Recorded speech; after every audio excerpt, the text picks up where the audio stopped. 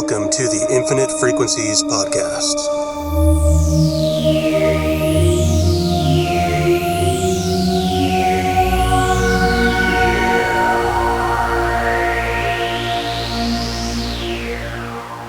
All right, and here we are. Back with another podcast. I am excited. I am your host, Infinity. And today we're going to be talking about beliefs and not knowing. So let's get into it. So what is a belief? This word belief. Well, let's take a look at the definition. And this definition I essentially adopted from Byron Katie. I met Byron Katie. That's Byron Katie. You can look her up on the internet. She's got YouTube stuff. I met her many moons ago, as in like 20 plus years ago, when her process was first kind of getting started. And she, and it might even be more than 20 years ago. As far as the time period goes, it's quite a while ago. It's when the work was first getting started. It's when her center was in Barstow, California, and the center was essentially her house and a guest house. And then we would do the work in the guest house. And this was before she reached a lot of the popularity that she had. It was before she was traveling all over the world, that kind of stuff. And it was really awesome. It changed my life for the better. I was believing a lot of things in my life that were not true and living out a not fun reality because of my belief systems. And so the definition of a belief, I'll get back to it, is when thoughts are attached to. There are thoughts that are constantly going through our stream of consciousness. Thoughts that are constantly going through. Thoughts. When do you wake up and not just have a bunch of thoughts going throughout your daily life? Typically, it's thoughts going through all the time. When a thought or thoughts are attached to, it becomes a belief. And it can happen very quickly. And so a belief, there are beliefs that can serve us, that are good for us, that are working for us. One belief is, I need to make money to pay my bills. So a person makes money, they pay their bills, and they have a place to live because they're paying their bills.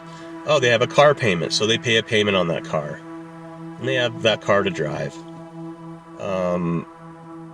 I need money so I can buy food and then eat food and then survive. So then they do that, and then they buy food and they give their body sustenance and they survive.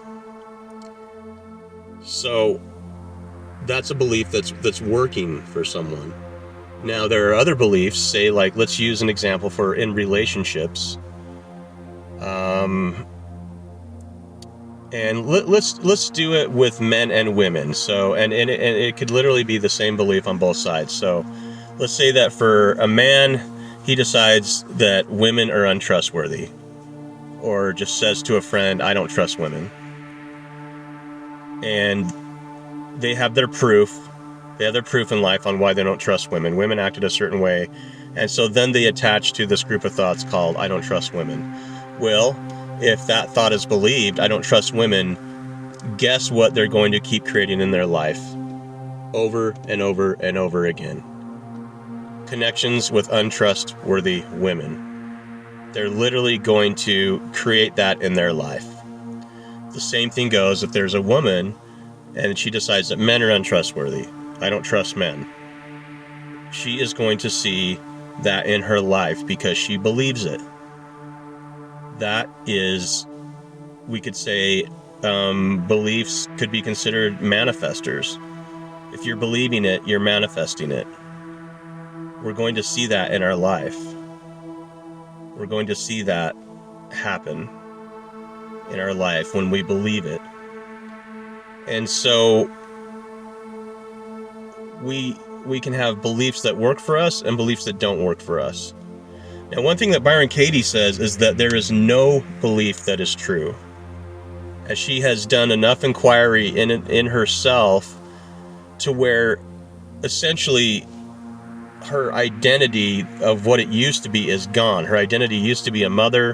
Her identity used to be she's the body that she's in, that she's a businesswoman, all those things. She had this awakening, and then even after her awakening, she continued to delve in further and basically, like we could say, unravel the beliefs that make up her egoic identity. And that's a pretty extreme thing. I've never heard of anybody else that's done it. And to be around her is a really interesting experience. I was around her at one time, and she was with her daughter, and her daughter basically said, "Why can't you just be my mother?" And she said, essentially, "Sweetheart, I don't have that reference point." She doesn't have the reference point anymore of being a mother. She doesn't even have the reference point anymore, according to her, of her even being her own body. It's more like she is everything all at the same time. And so without a belief system, it's like you are connected to everything. And as crazy as that can sound, or as wild as that can sound, the way that I sort of think of it is a baby that doesn't have a self-identity yet and just kind of looks around and notices animation and sound and doesn't have a label for any of that yet. It's kind of like that, except with all the backing of life experience and memories and things like that. So there's like wisdom added to just the awe and wonder of like a baby, is the closest thing I could compare it to. And what her actual experience is with that, I'm not quite sure. Another way that I could explain what that might be like is when you first wake up in the morning. When you first wake up in the morning, just wake up. If you can think about a time when you do that, you just first wake up in the morning, and we could just say there's consciousness, awake, body, bed, eyes open, and it's just kind of, everything's just kind of there. Everything's just kind of there. However, as everything's just kind of there, the eyes are just open, you're not you yet. The eyes are just kind of open, and there's just kind of awareness in general. And the body may even sit up, and then there's a point where you go back into you. You go back into you, the construct you, the identity you, the collection of beliefs that is called you. The collection of beliefs that makes up your identity that is called you. And then you can give it a name, a middle name, a last name, etc. And so ultimately, even our identity is a construct. It's a useful construct. I mean, obviously it's useful in this world. And there doesn't really need to be explaining on how that is. It's just kind of an obvious thing of, oh, that one's name is this. That one's over there. That one's over here. Oh, okay. I put a name to that one. Now I can think about who they are because the name's attached to them, etc. All the different reasons why an identity could be considered a good thing. Now, it's an interesting idea that there's no belief that is true. And that is a really, really strong concept. And I would say that's what I'd consider an advanced concept. And with some like deep diving, that could be experienced or seen in truth.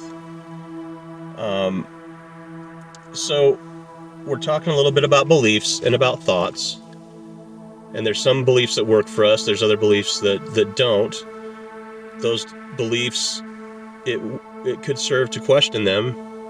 Otherwise, they're just going to keep ruling our life and bringing negative results. And then we're going to wonder why we're seeing negative results. And well, we're seeing the negative results because we're believing something and it's manifesting in our life. We have more power than we think. We're constantly manifesting. We're continually manifesting. It doesn't stop. If we feel sad and we feel like a victim, we're going to see life show us why we're a victim. If we feel like we're rocking it and doing well and we're successful, whatever definition of success that is, we're going to experience that as well and live in that belief.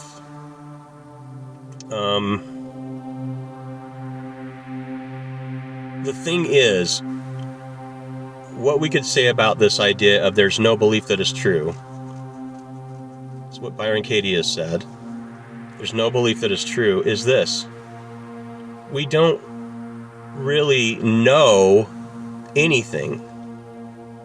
Like, to know something, it's like, I would say to know something is like to be aware of something. We can be aware of something, but to actually know something, to know, like, know or knowledge is, we could say knowledge, okay, is accumulating information. But to actually know something, in my experience, I don't really know anything. When I take something and I go deep with it, I'm left with like nothing. It's like when I really delve deeper into something, what I call something, delve into something that exists, and I delve deep enough, that something ends up becoming nothing. And that's not something that can be explained just on a podcast.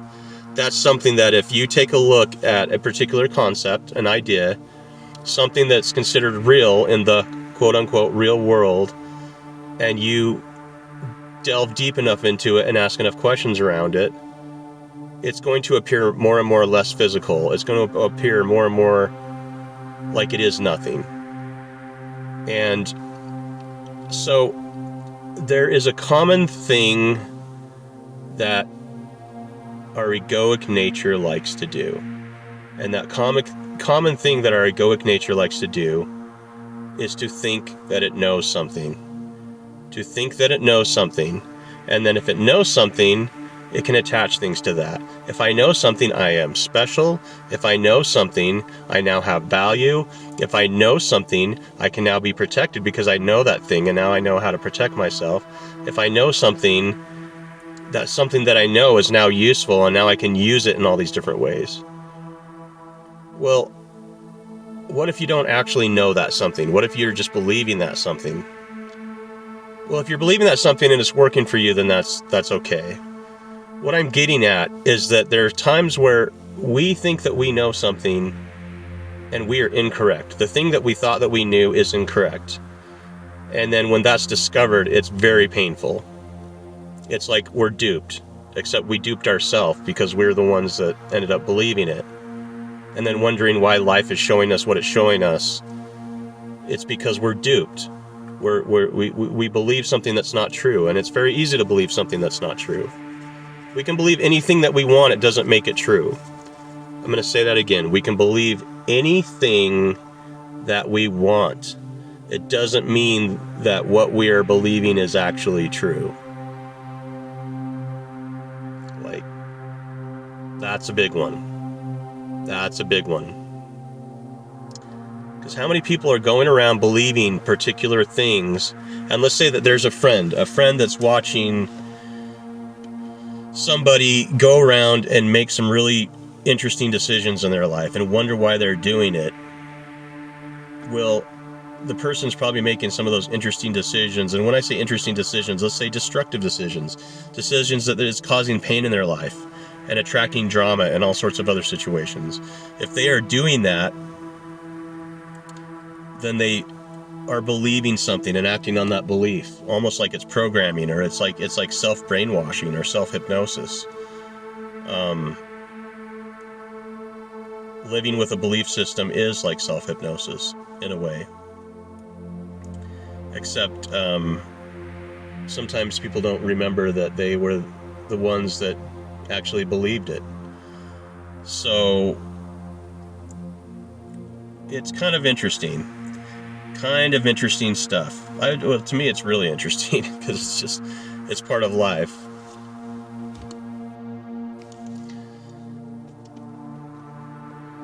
So, how do we live in a way that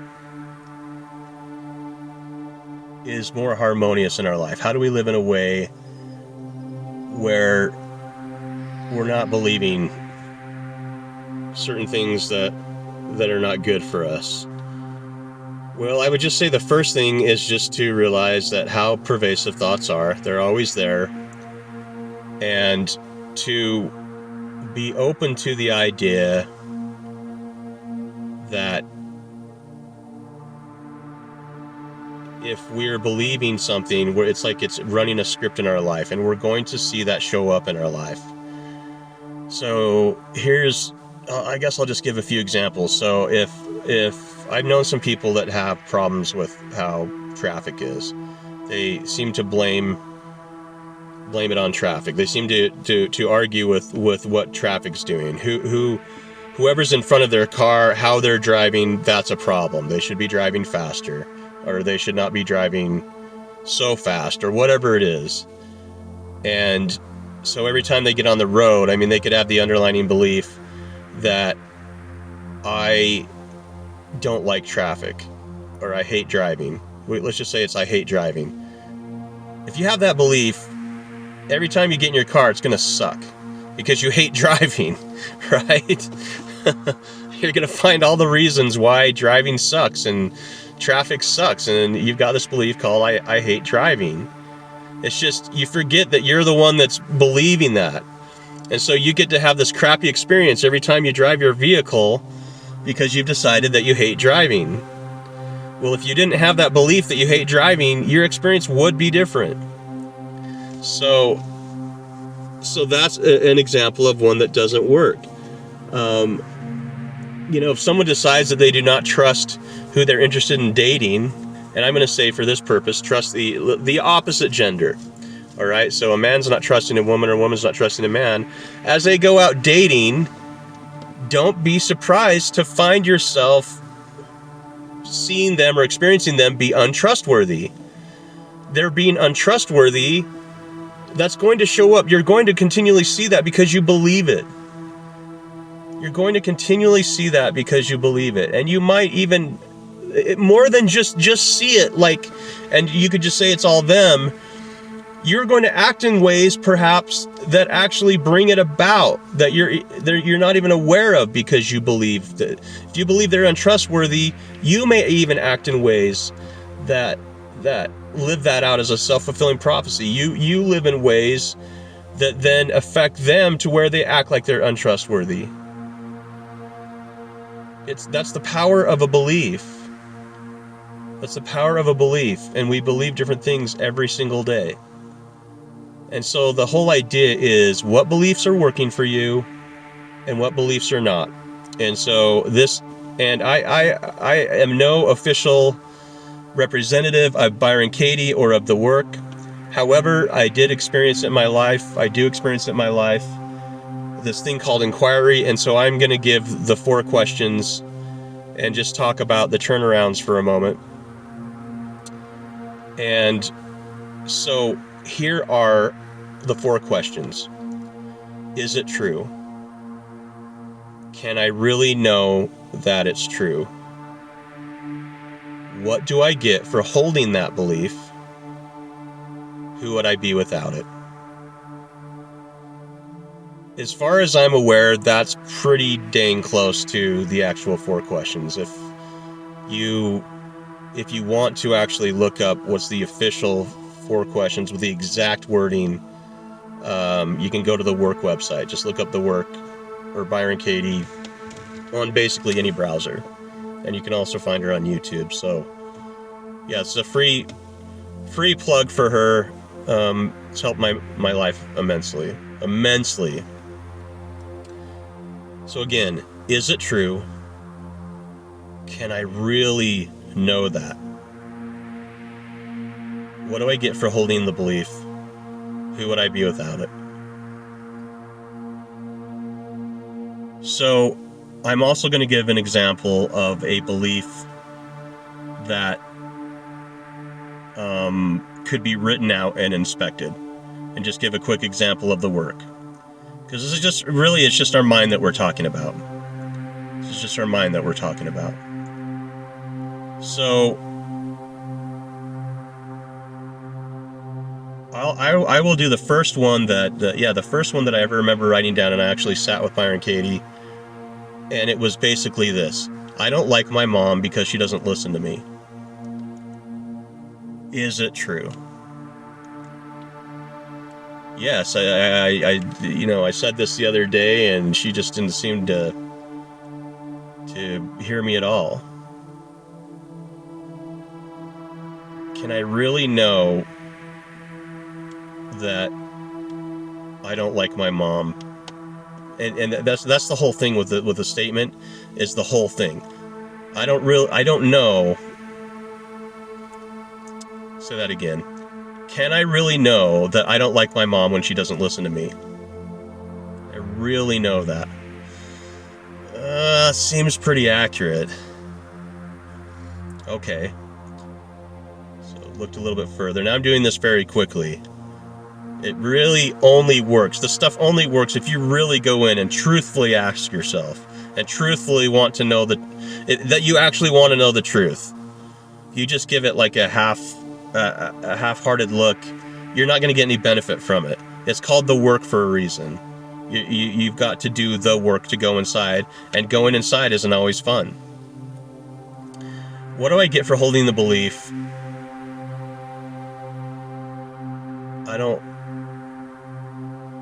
Oh man, what was the belief? It's so funny. It's already gone almost.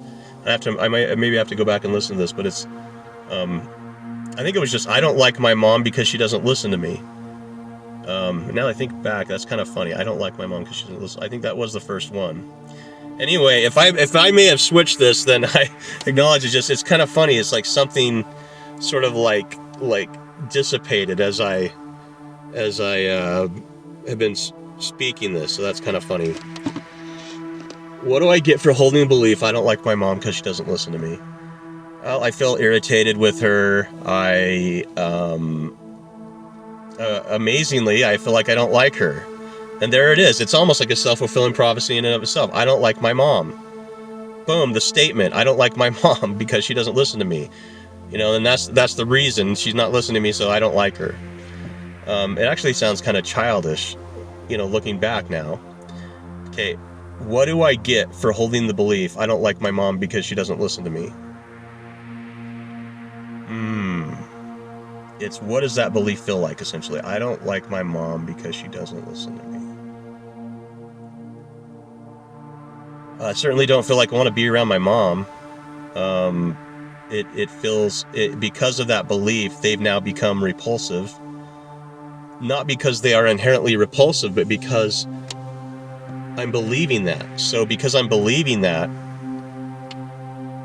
see, it just gets really tricky. The wording gets really tricky. The way that creation is made on a day-to-day basis of how we experience reality gets really tricky. And what I mean by that is to break it down like little Lego pieces. Legos, I'm sure pretty much everyone knows what they are. If you don't, they're just little tiny toys that you put all these, imagine like if you could turn our world into like Toy World, you could turn a city into Toy World. Well, you can make a building with a bunch of little plastic bricks and other things, and you do like a mini version of a building with just a bunch of little tiny pieces that then build everything, that are all the pieces to build the building, and little pieces that are the windows, and that's essentially what Legos are. Well, our thoughts are like Legos that build particular beliefs. So, what is I? Okay, I don't. Okay, what is don't? I don't like. My, that's ownership. Mom, that's a role. Because, it's the reason. She, it's could be considered sex or gender, somebody's sex or gender, male or female.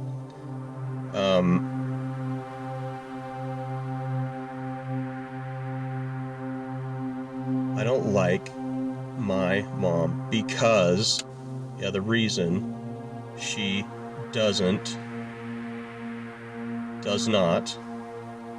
So it's the opposite of what is, it's what is not. Listen, it's an action. 2, who are you where's the listening focused towards? And then me. And me is me, whatever makes up me. Each one of those Lego pieces, each one of those words has very particular meaning, and we just think these things through, and and then it's a sentence, and then we believe it. And it starts to get really complicated based on what we believe each one of those words mean. That's why I say it gets tricky. What do we believe about the word I? What do we believe about the word don't? What do we believe about any sort of word that we've been exposed to in our life? What do we believe about these words, so that when we construct sentences or we construct thoughts about how we view the world, what I'm saying is, if we are not aware of our thinking, if we're not aware of what we're thinking and what we're attached to, we are living like a ship that is just being tossed around the sea all the time. And if you can be okay with being tossed around the sea all the time, not knowing where you're going, then you can have peace. However, by far the majority of people cannot do that. People want to feel like they have some control in their life. So our thinking is worth taking a look at. It's worth having self-awareness. And I'm also going to say this. It is a good practice to be around other people. Other people are a mirror reflection of us. Other people are a mirror reflection of us and can offer different insights. We can take a look at our own thinking and compare it with others' thinking, and we can hang out with friends and we can just say, and come up with a certain idea, and then if we notice that 3 or 4 of our friends that we trust are saying that's a weird idea, I can maybe take a look and be like, oh wow, that is a weird idea. I've been living with that idea and I've been acting weird. And if I was just hanging out with myself, I just maybe could, what if I continue that for like the next 20 years, not being aware because of the feedback from my friends that maybe that's not a good idea. And so I feel like I want to throw this in. I have a family member that is very much reclusive, and I think it's very detrimental to their life. It's like just obvious to me it's detrimental to their life to not have the mirrors of other people in their life, the mirrors of thought. It's good to have those mirrors. It's good to have other people to reflect back things with us. I just think that's really important. And that's just my own personal belief system, and that's a belief system that works for me. So this is some good stuff to talk about, I believe. And I'm just going to kind of sum it up again, that a belief is thoughts that are attached to. When I attach or you attach to a thought or thoughts, then that becomes a belief. And there are beliefs that work for us, and there are beliefs that don't work for us. And the beliefs that don't work for us hurt. We know that they don't work for us because they hurt. They're causing negative things in our lives. And if we keep believing certain things, we're going to see a self-fulfilling prophecy. Well, when people do things like affirmations or manifestation, which is just another form of like really going into a belief or belief system, it's almost like consciously believing. Now, I have heard Byron Katie talk about that as being a false creation, and I don't quite know what she means by a false creation. There is a video that I believe is still on YouTube. If you type in non-creation, your natural state, non-creation, your natural state, As far as I know, it's still there, and I can't remember what channel does it on YouTube. She talks about it being a false creation, and that's a very, very, I'd say, deep level video. It's talking about all creation, and I mean, it's a deep one. It's not. I would not start out with that with Byron Katie, not at all. Not until you're really familiar with like doing inquiry and stuff. It's just going to sound like complete craziness. I would say to most people. But she's saying that a belief system is a false creation. Intentions, you know, from what I've gathered to her are silly, you know, to have an intention. It seems that her way of living is to be, she just doesn't argue with anything anymore. And she has a lot of peace in her life, and her life is there's just most of it is flow, or all of it is flow. Like, it just kind of seems like that. However, whatever her life is like, you know, that is her life. And ultimately, it's just, what do we experience in our life? Are we experiencing negativity in our lives because of what we're believing? So negative beliefs are worth looking at. However we decide to do that, it doesn't have to be her process. Though ultimately her process is just a way of looking at our thoughts. I will say this about thoughts: writing them down, either physically writing them down on a piece of paper or typing them out on our phone, to where it's in a physical form that we can see, some sort of physical form, even like digital physical, so like in a notepad or something. If we have looping thoughts and we write them out, even just writing them out stops the looping, because our mind then knows that it's in a safe place. Our mind then knows, oh, it's on this paper, or it's in the phone. And then, because the mind will continue to keep looping thoughts because it believes that it's important. It thinks it's important, so it's got to keep looping those thoughts as perhaps a way of protection, or you know, whatever its purpose is for looping those thoughts. So that's a really good practice. If you have looping thoughts that are painful, to write it down. So I think that I will wrap up with that, and I'm happy about that content. I think this is important stuff. I think it's important stuff that still a lot of people don't actually are not aware of. And I think that Byron Katie's process is awesome. I haven't really attended one of her events or anything in a long time. I have done a lot of the work, a lot of writing out and doing the process of the work on lots of different beliefs. And what I've found in my life is just that my life is more peaceful, that I don't argue with certain aspects of reality, and that I've realized that what's kind of interesting is that there's lots of these like shoulds and could'ves, would'ves. It's kind of like holding to these particular ideals. Holding to ideals in life only works so well. Holding to ideals in life only works so well. And what I mean is, there is what actually happens in life, and how people actually happen, or how people actually act, I should say. Actually happen, that's funny. You know, it's like, we could say our mom and dads should be loving towards us. Well, the reality is, mom and dads don't always act loving towards their children. They just don't. You know, mom and dad should. How many shoulds? How many times have you found that what you think they should do, they don't? Okay. Bosses should. Employees should. Just like on and on and on and on. All these people should. All these people should this or should that, and they don't. So the reality is what actually happens. So if like someone goes and says, you know, John said this to Mary, that could be considered the fact. John did say that to Mary. So there's just there's what actually is, and there's what we think should be, and what we think should be is the fairy tale.